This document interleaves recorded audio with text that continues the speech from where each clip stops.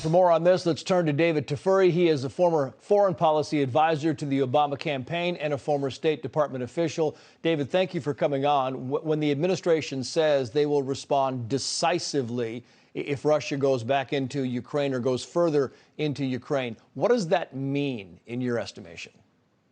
Well, what President Biden has said is that clearly means a significant increase in sanctions that will be designed to harm Russia as much as possible, to put as much pressure on Putin as possible. We also know that President Biden has said very recently that he does not intend to put U.S. troops in Ukraine. So that limits what we can do militarily. But of course, we'll also be doing more support for Ukraine in terms of providing them with more defensive weapons that they can use in order to withstand an invasion by Russia. It's also notable that the White House spokesperson said that Russia should not increase its invasion. So it's already conceding that Russia has already invaded eastern Ukraine. It already has a presence in the Donbas region of Ukraine. So the goal now is to make sure that Russia doesn't do a full escalation and use those 100,000 troops that is amassed on the border to go into eastern Ukraine.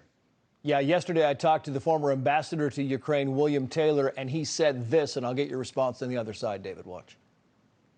I think he really believes that that the sanctions that are lined up with our allies in Europe are serious. And I think he really understands that the Ukrainian army is much stronger than it was when he invaded last time in 2014. He understands also that the Ukrainian people are defending their own land, and they will fight hard. Both the military as well as civilians will fight against invading Russians. Do you get that sense, David, that Vladimir Putin believes to some extent that his back is a little bit against the wall? I hope Ambassador Taylor is right about that. I think he is right that the Ukrainian military is much stronger now than it was in 2014 when Russia invaded and took Crimea. But of course, the Ukrainian military is not as strong as Russia. It could not withstand a full-scale invasion by Russia, but it would certainly inflict a lot of casualties on Russia. So I think that's part of Putin's calculus. I think Putin is also worried about sanctions, but he may not be as worried as Ambassador Taylor suggested.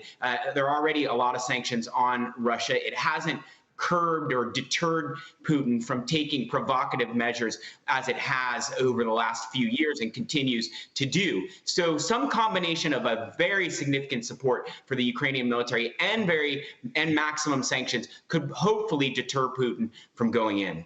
We know Putin's list of demands, right? He wants NATO military assets out of Poland and other countries. He wants to make sure that Ukraine does not become a full member of NATO. That's not going to happen. What do you think he would settle for? If this is a negotiation, he's looking for leverage. What do you think he's really willing to settle for in this?